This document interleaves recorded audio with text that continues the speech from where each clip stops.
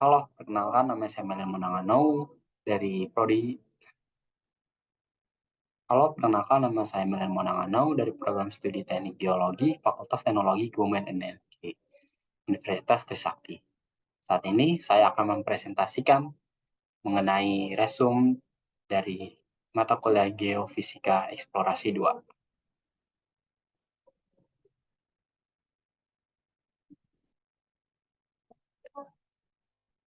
Saya akan mempresentasikan sebuah paper berjudul Geological Structure Analysis of Satellite Gravity Data in Oil and Gas Prospect Area of West Aceh, Indonesia.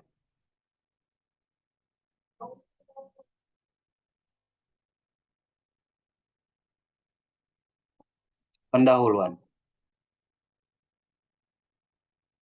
Pendugaan struktur geologi bawah permukaan di daerah prospek minyak dan gas bumi Aceh Barat telah dilakukan dengan memanfaatkan anomali medan gravitasi dari data gaya berat satelit.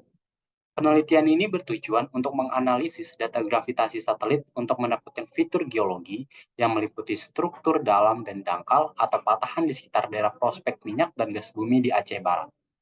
Data gravitasi satelit awalnya disediakan sebagai free air anomaly dan harus dikoreksi untuk mendapatkan complete Bowger anomaly (CBA). Selanjutnya CBA ditransformasikan menjadi bidang horizontal dan dikoreksi dari efek anomali regional untuk mendapatkan turunan anomali residual, horizontal dan vertikal. Dari CBA, anomali gravitasi menunjukkan korelasi yang baik dengan batas geologi pada formasi batuan yang berbeda dan anomalinya menurun dari NESW. Anomali residual juga memberikan informasi yang sama dengan CBA, tetapi anomali ini berfokus pada struktur dangkal.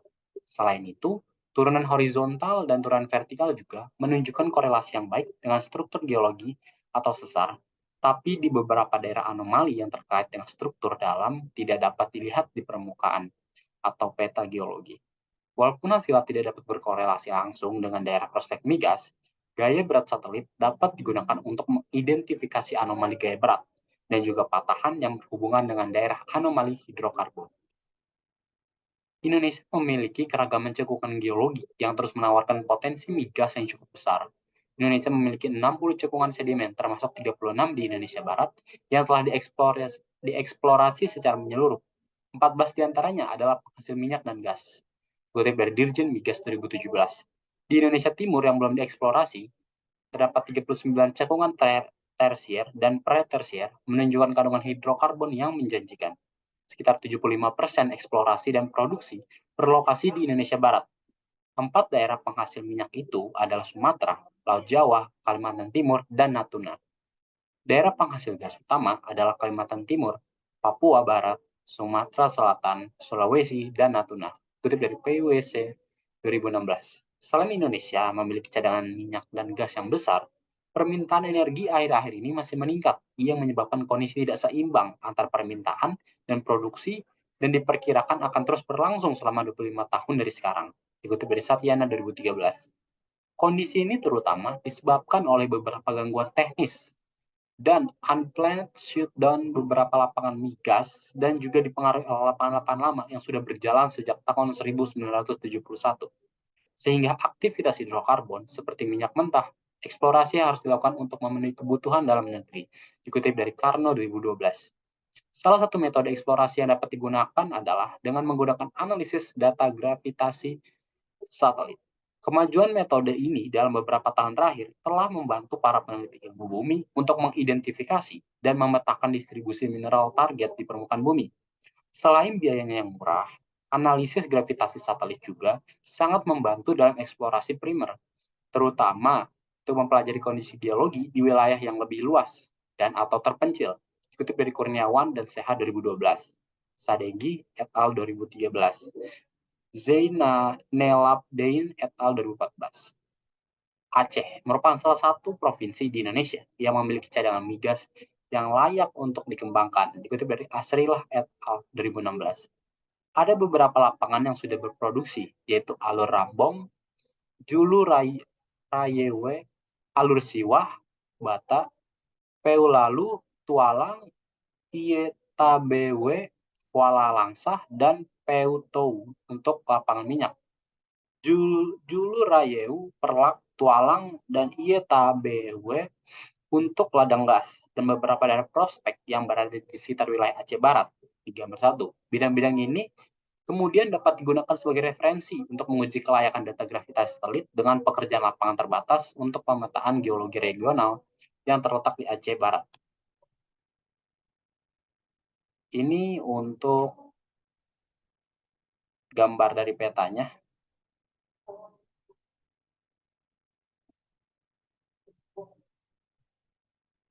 Peta prospek. Nomor 1, peta prospek lapangan minyak. Ini lapangan gas pada kajian area dimodifikasi dari lionenergy.com dan www.energypedia.com.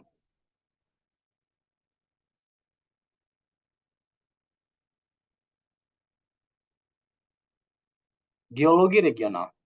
Daerah penelitian secara regional sangat kompleks. Sistem tektonik antiklin dan sinklin terdapat pada hampir setiap formasi batuan, terutama pada batuan sedimen tersier. Secara geologis, daerah penelitian umumnya didominasi oleh formasi batuan sedimen yang menua dari formasi tua ke formasi muda yang terdiri dari beberapa formasi. Formasi tertua di daerah penelitian ini adalah formasi batu gamping, Sembuang, MPSL, dengan komposisi batu gamping masif dan arenit minor. Formasi kedua adalah formasi batu gamping tampur, TOTL, yang terdiri dari batu gamping Reval dan dolomit dengan nodul rijang. Formasi rampang, TLR, mengandung batu lumpur, eusinix, batu lanau, batu pasir, volkanik di cekungan Lesten. Formasi bambu, TLB, mengandung batu lumpur pirit, eusinix, gelap, dan hitam. Batu pasir tipis dan batu lanau. Anggota ramasan TMPR mengandung batu pasir, batu lanau, batu lumpur, bioturbasi, konglomerat basal. Formasi PU2 TMP tersusun oleh batu lempung berkapur dan karbonan, serta batu pasir halus. Formasi Baong TMB mengandung lempungan gampingan, batu pasir sublitoral. Formasi Keutapang TUK terdiri dari batu pasir karbonan, batu lumpur, dan konglomerat minor. Formasi Seureula TPS tersusun dari batu pasir gunung api klastik dan batu lumpur gampingan. Formasi Jalurayu QTJR memiliki batu pasir tufan, lempung, batu lumpur kipas, aluvial. Formasi IDI KPI tergolong kerikil, pasir serpih, dan lempung agak padat.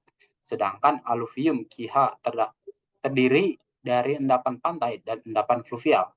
Struktur geologi di daerah ini sangat kompleks karena adanya struktur perlipatan yang berlapis-lapis. Informasi tersebut diperoleh dari peta geologi daerah penelitian seperti pada gambar 2.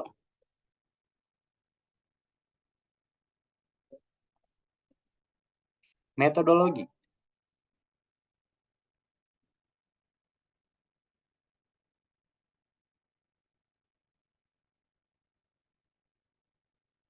Metodologi.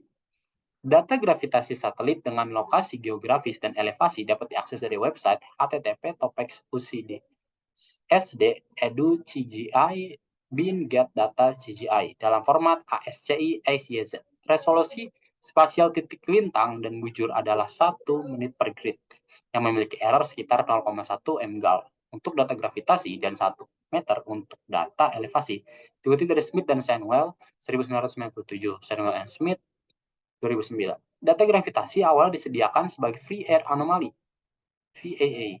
Kemudian data ini harus dikoreksi untuk menghilangkan efek massa batuan antar titik pengukuran dan permukaan laut rata-rata. Koreksi ini disebut koreksi Boger untuk mendapatkan complete Boger anomaly, CBA. Kemudian CBA ditransformasikan menjadi bidang horizontal dan dikoreksi dari efek anomali regional untuk mendapatkan anomali residual. Deritatif horizontal dan vertikal juga dihitung dari anomali Boger lengkap. Anomali deritatif ini diinterpretasikan untuk menentukan kontras densitas sebagai struktur geologi. Anomali Boger lengkap, anomali residual, turunan horizontal, dan turunan vertikal diinterpretasikan dalam bentuk variasi satuan litologi berkorelasi dengan antiklin, data gravitasi, dan daerah prospek, dan juga berkorelasi antara interpretasi kesalahan dan area prospek. Interpretasi tersebut kemudian dibandingkan dengan daerah prospek, lapangan gas, dan lapangan minyak yang telah dibuktikan pada gambar 1 untuk melihat seberapa kuat gravitasi studi satelit untuk menggambarkan daerah prospek di Aceh Barat.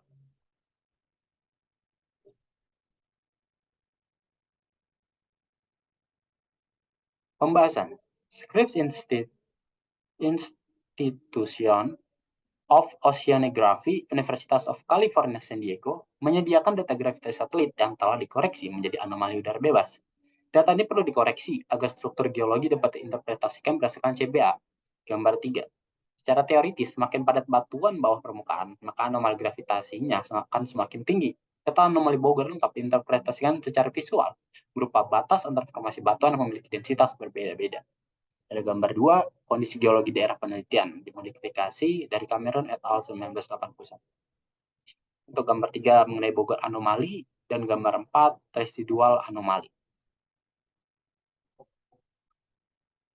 Sangat jelas bahwa seperti yang ditunjukkan pada gambar 3, respon anomali gravitasi menunjukkan korelasi yang baik dengan batas geologi dengan formasi batuan yang berbeda. Secara umum dari timur laut ke barat daya, anomali menurun. Sayangnya CBA tidak dapat memberikan respon anomali secara detail yang berkorelasi dengan area prospek di gambar 1. Namun beberapa sesar, sinking dan anticline, menunjukkan anomali gaya berat yang berbeda dengan daerah sekitar penelitian. Dari kondisi geologi di daerah penelitian dan pemetaan prospek, dapat dikatakan bahwa sebagian besar daerah prospek hidrokarbon berada di daerah anticline. Setelah interpretasi anomali Boger lengkap yang berhubungan dengan anomali dangkal dan dalam, kita dapat menginterpretasikan anomali dangkal menggunakan peta anomali residual. Seperti yang dapat kita lihat dari gambar 4. Tidak ada anomali gravitasi di area ladang, minyak, dan juga di area lapangan gas. Namun beberapa anomali menunjukkan korelasi yang baik dengan daerah prospek. Anomali rendah teridentifikasi pada formasi batu gamping tampur (TOTL) dan formasi batu gamping sembuang (MPSL) yang didominasi oleh batu gamping. Sebaliknya, anomali tinggi teridentifikasi pada formasi peutu (TMP) dan formasi baung (TMB) yang didominasi oleh batu lumpur gampingan, batu lumpur karbon, dan lempung gampingan. Untuk membuat interpretasi struktur geologi lainnya, kami menggunakan turunan horizontal untuk melihat bagaimana anomali gravitasi berubah secara horizontal pada sumbu X dan Y, barat, timur, dan utara selatan, dan turun vertikal pada sumbu Z. Ini untuk gambar 5, mengenai horizontal derivatives total anomali.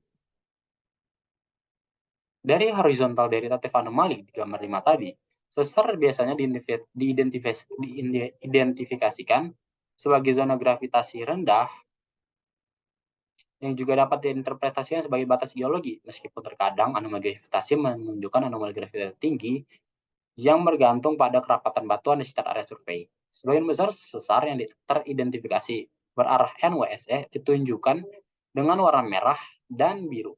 Jika dibandingkan dengan turunan horizontal, anomali dari vertikal derivatives total anomali di gambar 6 menunjukkan korelasi yang baik dengan batas geologi, meskipun beberapa anomali tidak berkorelasi dengan sesar seperti yang dapat kita lihat dari peta geologi.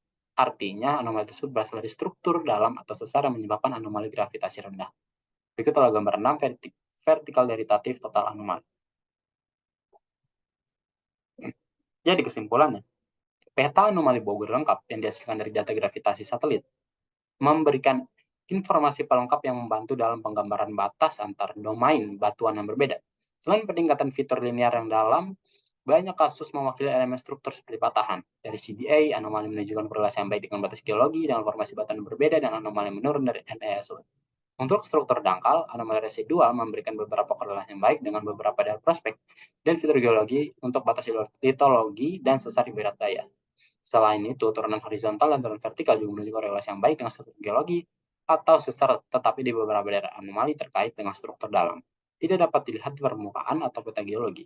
Kesimpulannya, analisis gravitasi satelit dapat digunakan untuk mengidentifikasi anomali regional dan juga patahan yang terkait dengan area anomali hidrokarbon untuk survei pendahuluan.